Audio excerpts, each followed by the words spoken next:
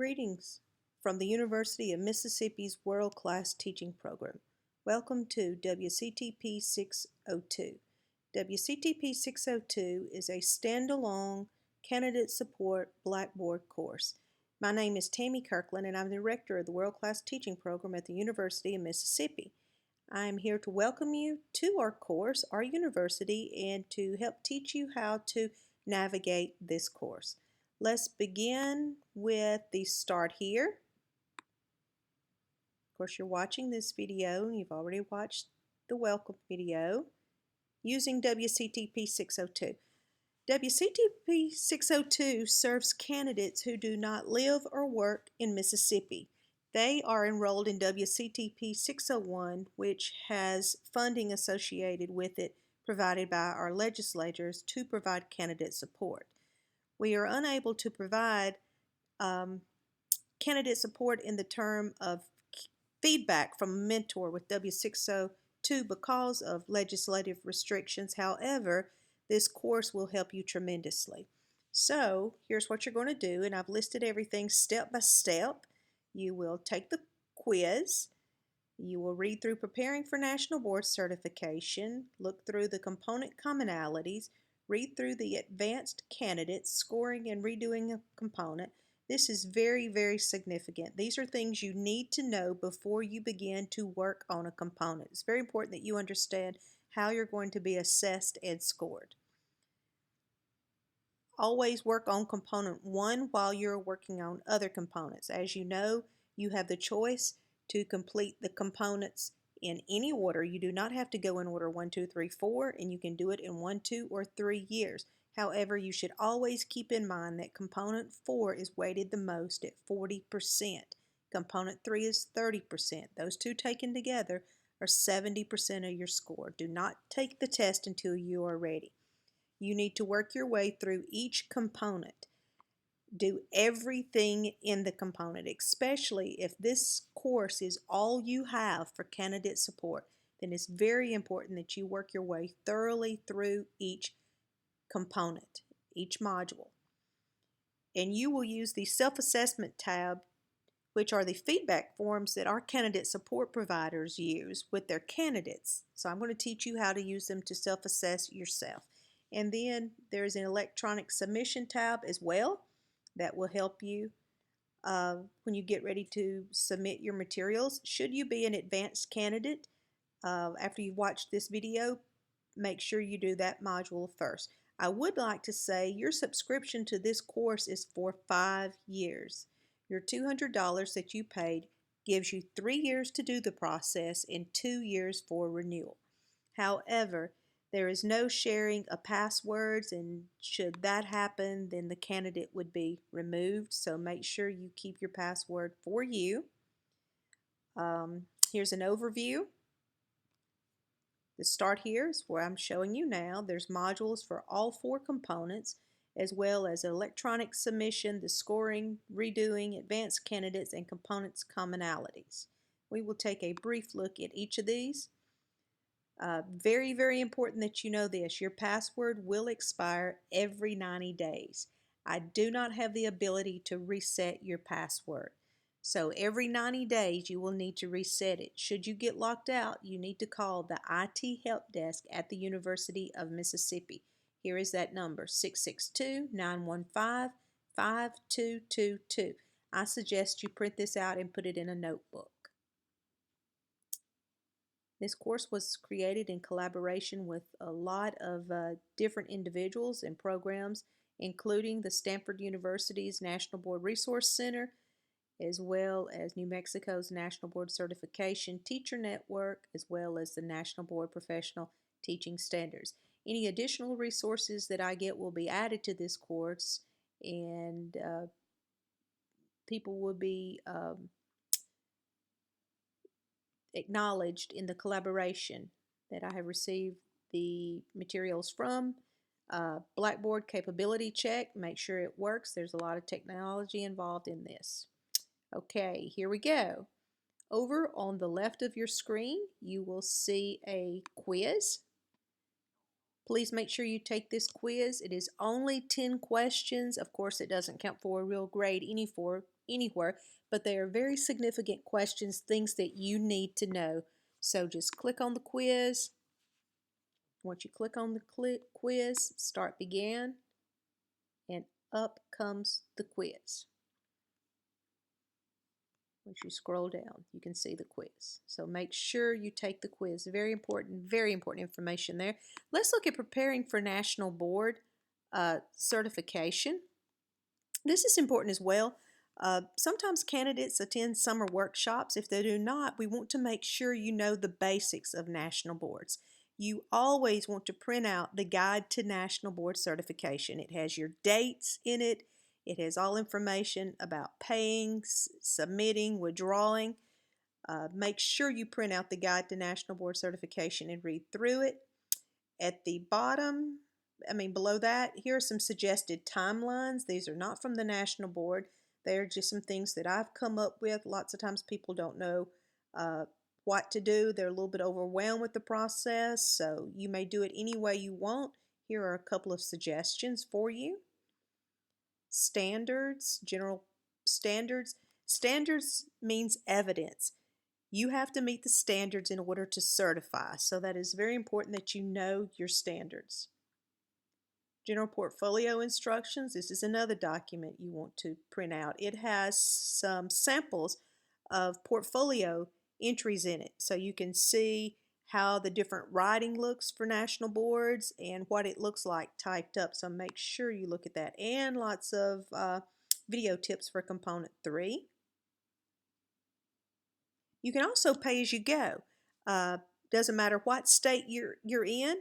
If you're paying for this on your own, you can log in and pay on it just like you would a credit card. So that's nice to know and helps a lot of teachers. All right, let's look at component commonalities. Now, component commonalities are things that are in common for components 2, 3, and 4. 2, 3, and 4 have assignments in it, very specific assignments in it. These are things that you should do for each one, and I'll be honest with you guys, it takes some time, but it is worth it. I've been in this business a long time, and I will tell you that it appears that the candidates that spend more time planning do better certifying.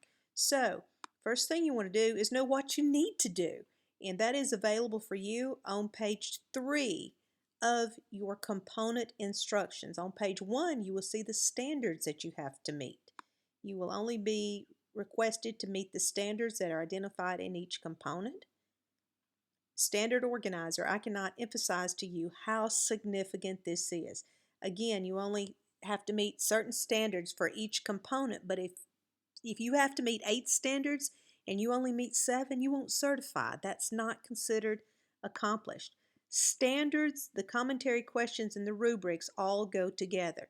You want to align your standards, and I have an example I'm going to show you here in a moment so that you'll understand the rubric is your standards. And then when you go and you look at the commentary questions, you're going to see that they align with the rubric as well. And this shows you how to do your standards and align them. Here you see a rubric. This is an example from the Early Childhood Generalist where it has aligned. You always want to use the level 4 rubric when you're aligning your standards, but you can see the different standards that align with each point in the rubric. And then finally, here's your standard organizer. Write down your standards, identify the component you're working on, and then the aligned rubric bullets, so you'll see what you're meeting. And then over here, the keywords are phrases that stick out to you in that standard. And this will be a checklist that you will use while you are writing your commentary, because once you get past looking at your standards and you begin diving into the commentary questions, a common mistake is teachers forget to go back and look at their standards. Keep this sheet with you at all times. And here's another good sheet, Rubric Comparisons. A big difference between a 2, a 3, and a 4. You can look at it as you go up. It adds more detail. As you go down from a 4 to a 3 to a 2, things are lost. And it's those things that are gained or lost that will determine whether you certify or not. So make sure you do this. Here's some information about setting up your computer. I'm not going to go over all of that, but make sure you take the time to read it. Using your written commentary questions. Writing for national boards. At the University of Mississippi, we have a writing project, and these are phenomenal educators who have gone through a month-long summer workshop and certified as a writing workshop graduate. The two featured in this video, I'm the one in the middle in blue. These two ladies are also MBCTs. When we write for national boards, we write to describe, analyze, and reflect. You do not want to get caught up describing too much. The ladies will walk you through how to write for national boards. And for those of you that are not from the South, by now you've picked up on the fact that I am. So point that out as well. Pitfalls of writing, revising your writing, just a lot of good information in here. Here's where I was talking about the general portfolio instructions. Want to make sure you get that. That is component commonalities. And again, you will need to do that for components, every component that you work on. So let's dive into the components. Let's look at component 1. Component 1 gets overlooked a lot, and it should not. There's not a more significant component in the whole process. This program, this whole course is written to where I use examples and tell you to go get your materials. That way it individualizes from you. And as you look through this, it's going to tell you the different things that you need. You will have a candidate checklist of things that we ask you to do. So please make sure you complete these 5 assignments. Even though you may not have anyone to submit them to, do it for yourself. But you're going to walk through, each module begins in a similar way. It first of all gets you prepared and ready to know what the component is about. This helps you understand the areas covered on your assessment. This is what gets a lot of teachers in trouble, to be perfectly honest. Everyone is going to be assessed either above or below their grade level. Everyone will have to study for something. This isn't something that you can do 2 weeks before and walk in and take the test and do well on it. It really doesn't matter how accomplished you are teaching your grade level, because this is new content material. So this just helps you to realize what you need to study. The Common Core standards are an excellent source to study. National boards is a national process, so they're not looking at state standards in this process. Again, you're going to have background information, tells you what material you need to proceed. Lots of videos in here, making sure you're familiar with and know what you need to. Going to go through creating an assessment notebook. The thought process behind this is we've discovered if teachers don't have something to study, they procrastinate and put off studying. So we suggest they create an assessment notebook based on their test schematic. Here's an example of the early childhood generalist. You'll notice this is in component 1. You'll notice the very first thing it does is it identifies the standards. This is the material that your selected response or multiple choice test will feature, and it shows you the percentage of the items. And then you can go to your standards and look up information on these specific items here. And this just tells you how to make a notebook and some general things that will help you as well. Very important that you make that notebook. Please take the time to do that. Let's see, let me get to a few more things. Something else you can do, if you look over on the right, you'll see like a table of contents. You can actually jump around and find different things. Like here's assessment center slip-ups.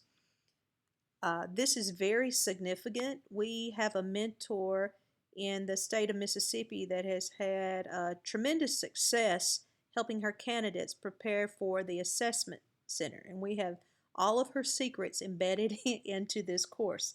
So please make sure that you read through this. You don't want to miss this. These are the common mistakes that people make. And then your selected response is going to show you how to create a standard organizer for that. It's going to lead you through practicing for your constructed response. Very specific information about how to do this. Again, this takes time. You can't click through this one weekend. Make sure you do this. resources to study for, and I will always be adding more resources here, so if you don't see something here, look back later, maybe you will. If you are a world language, please be advised there are additional things and additional tests you have to pass to certify. That information is here. We have assessment center, scheduling your appointment, leading up to your assessment, all of these different things for you here. So make sure you work through this. This is component 1. And if you look over, click the house, it will take you back to the home page. There we go. See the house where my mouse is? That's component 1. I'm not going to go through all of these components. Let me pull up component 4 and look at it. You're going to see where it's got different assignments in it. You want to make sure you do your assignments. And the very first page will show you what the assignments are. And if you have someone that can read for you, if you have a candidate support provider that you're using in addition to this, you could present them the information in this way. Or if you have a friend that's an MBCT or a friend that is a very accomplished teacher, you could ask them to read for you as well. But it's going to show you what your assignments are before you begin, the outline of the course or the component. It's going to take you through it, and it's going to use examples. For example, everyone knows there's 7 forms in component 4. It's going to take you through every single form. And I will tell you component 4 is basically the same for everyone. So it's pretty easy to use those samples here. Component 2 is different. But this helps you to get a basic understanding of how the forms are support material for your written commentary. And this helps you to understand that relationship. Component 4 is a little bit different, so there's a lot that you need to learn before you even begin to start component 4. You may also, you'll see things like this. These are high quality professional developments that I paid to have made and own the rights to. They are embedded throughout all of these components. Make sure you watch them all. Even if you think, oh, I know all about that. Well, you might need a refresher. So just take the time and look through everything. So that's how all of the, you'll see down at the bottom, you'll see red, you'll see notes where I elaborate on it. It always tells you to go get your own and points out notice.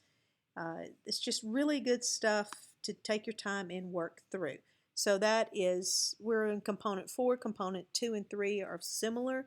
The advanced candidate modules, what I was talking about when I was introducing you to the course.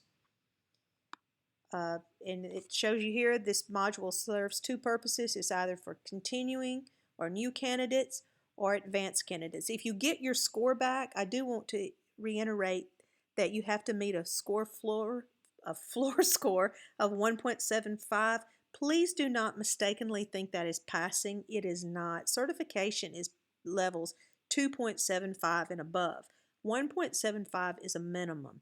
So this module will help you assess your current scores. There's even a score calculator that you can go in here and play with, and there's a link to it that will enable you to see what you need. There you go. That will enable you to see what you need to do on another component. Here is a sheet that will help you kind of assess how you're doing as you go through the process.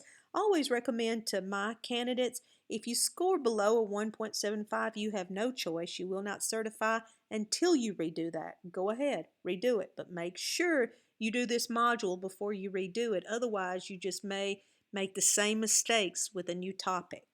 But other than that, I would suggest you wait until you get your final composite score before you redo anything else, because if you score really high, for example, component 3 is weighted 30%. If you score a 3.75 on component 3 but a 2.0 on component 1, I mean not component 1, component 2, component 3 is going to pull that up.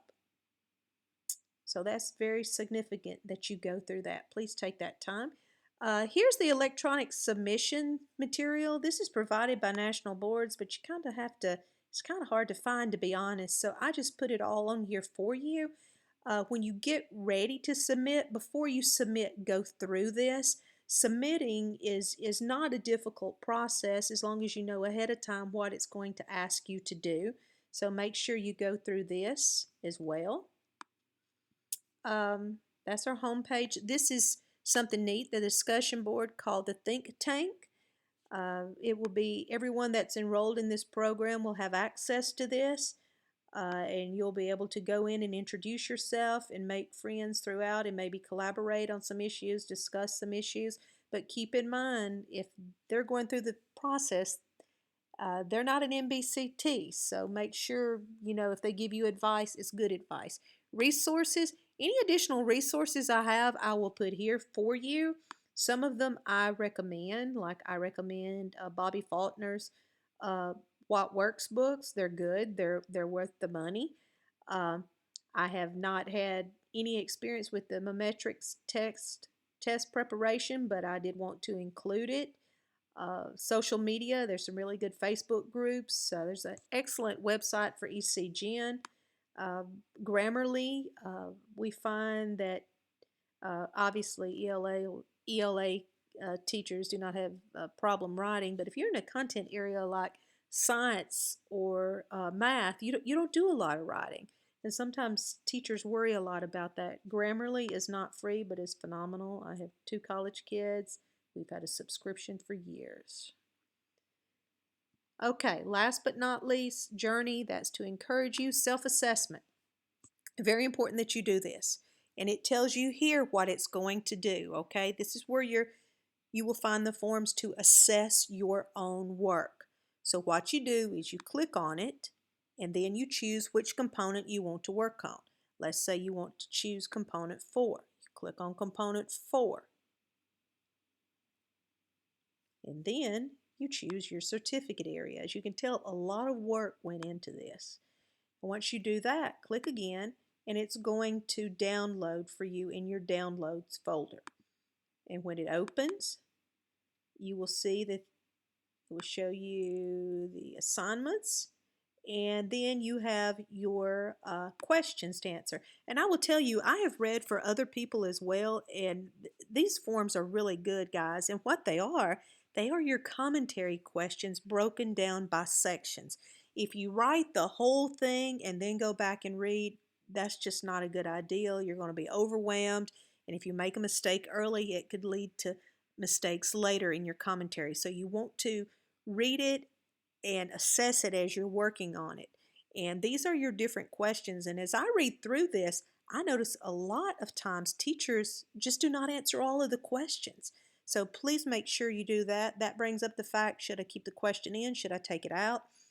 I feel pretty strongly that you should keep it in and restate it, or at least keep part of the words in. What we find is when teachers take all of their questions out and then they go back and edit and cut, they unintentionally cut out some of their answers. But again, that's up to you, so whatever works for you, just make sure you leave all your information in. Underneath all of this, you will find a checklist. And the checklist is very significant because as a candidate support provider, I see teachers who didn't certify, and they'll tell me, Tammy, I answered all the questions, I included the language of the standards.